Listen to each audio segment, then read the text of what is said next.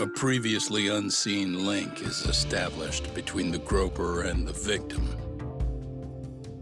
Charting out their relationship is akin to tracing a spider's web. But with each false thread ruled out, only the improbable truth remains.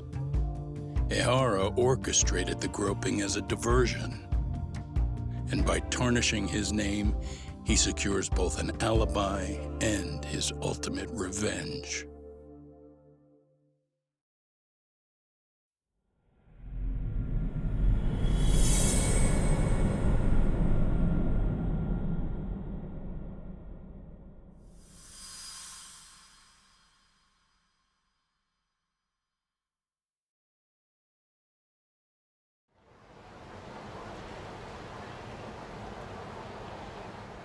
Hiro Mikoshiba's murder was sparked by the bullying of Toshiro Ehara, who committed suicide 4 years ago. The graphic video that hit the net showed the world how Toshiro's father, Akihiro Ehara, had brutally avenged his son. We also know the father had accomplices. On October 7th at 6:30 a.m., they forced Mikoshiba into a vehicle, took him to an abandoned building, and gravely injured him. Then, around 7:30 a.m., the time frame when Ehara killed Mikoshiba, the other conspirators were probably nearby, even though they weren't on camera. At the same time, 30 kilometers away at Ikebukuro Station, a man who looks like Ehara is caught on camera. We'll call that guy the stand-in. The stand-in made sure he was in front of the cameras for more than an hour before boarding the 9:06 a.m. train, the same one Yui Mamiya was on.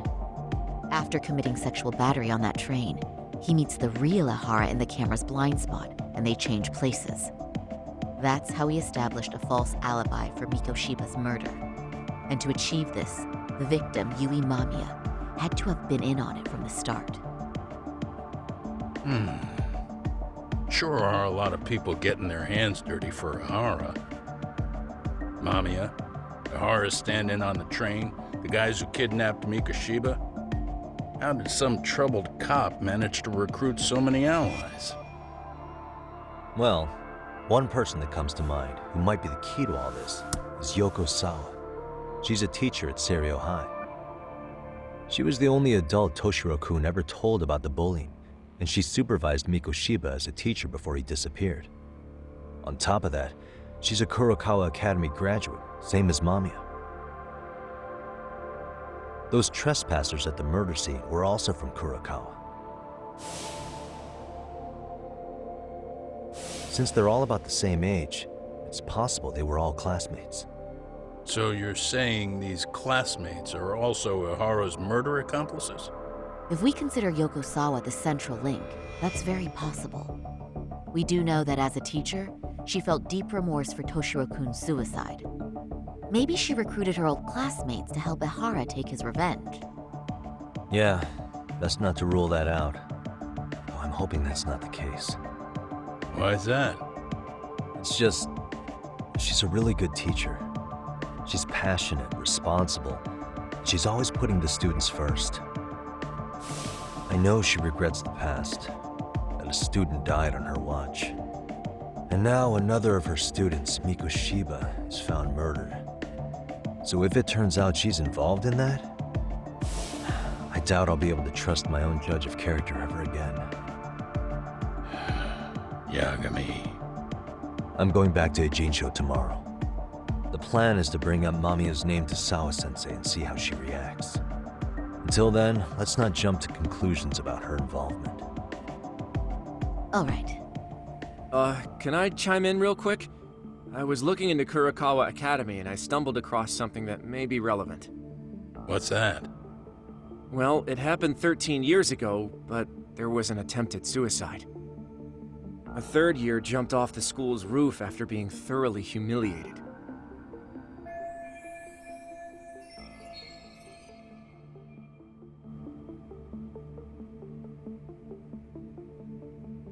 Actually, Sawa-sensei mentioned that.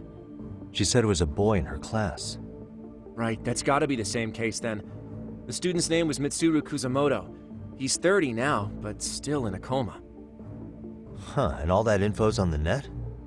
It wouldn't be normally, but his mother happens to be Vice Minister of the Ministry of Health. Ever heard the name Reiko Kusamoto? Not once. I have. It was on the news. They were talking about her and her son. Well, do you remember the uproar in the health ministry when Vice Minister Ichinose got arrested? Apparently, his successor couldn't contain the resulting chaos, which is when Kusamoto-san got tapped to lead. They couldn't afford another criminal scandal, so her promotion was out of the blue. She was a safe choice, a veteran with tenure and experience. Not to mention, her son's tragedy made people see her as a more sympathetic figure. Very popular. She's kind of a new generation heroine, so to speak. Huh. Is any of that relevant to the case at hand, though? Who knows? But Reiko Kusamoto and Ahara both have children who were bullying victims. I don't think that's a connection we can afford to overlook, if you ask me. Okay, so Kusamoto's son. What exactly happened to him? Let's see. He was bullied by a fellow third year at his school, Shinya Kawai. The records say he harassed Mitsuru-kun every day, in and out of school. Well, one time he even stuffed dirty rags in his mouth. That's so cruel. Yeah, and the teacher was a real piece of work. Apparently he knew, but he just smirked and said, "Don't overdo it." Oh, I remember now. The media pounced on that one hard. If they were classmates, then both Sawa-sensei and Mamiya would know about this. And maybe because they couldn't save Mitsuru-kun, their guilt left them open to Ahara's persuasion. But to prove that, we'll have to hear from them directly. I'll talk to Sawa-sensei first thing tomorrow. That'd be helpful. In the meantime, I'll be working on Ahara's appeal. It's clear they missed something important in the trial, since Ahara is apparently innocent of sexual battery. Being that he was out committing murder at the time.